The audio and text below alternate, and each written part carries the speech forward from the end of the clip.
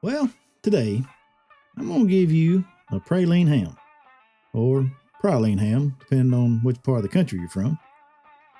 Let's get started. Now, all these ingredients you can get down to your local Walmarts, all but maybe one. Pick up this ham. Let's get her out of this pack and onto this wire rack in this half pan. And that's pretty much it. Taste it to make sure it's not burnt. Put you in a probe so we can keep up with the temp. And that's it for prep work. Get out here and put it on the grill. And we're going to be cooking with pellets today. And we're going to set the dial on 250. We're running 246. And we're running cherry pellets for some of that sweet smoke. Maybe 244. And all there is to it is take that pan of ham and stick it right there on the grill and shut the lid. We're going to let this run for about 2 hours, 15 minutes until we reach an internal of 119.8 degrees. Got to be right there. And that's when we're going to start making up this glaze.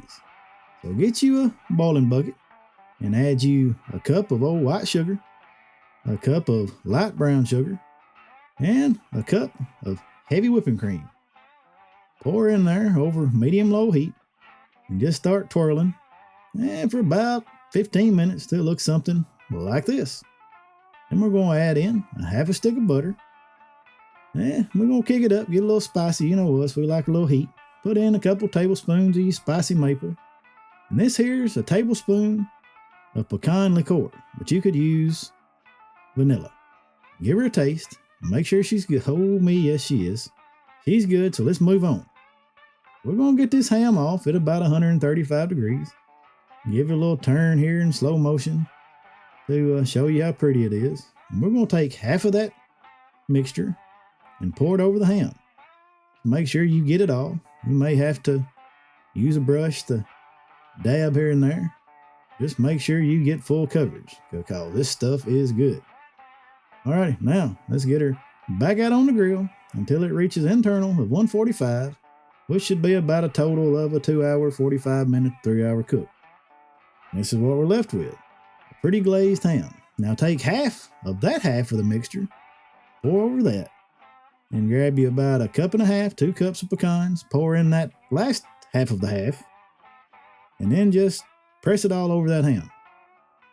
And just do your best, that's what I did, until you have a mountain of awesomeness. Man, that's pretty. Alrighty, so if we're just making pralines, let's take a bite and see what it would taste like by itself as a dessert.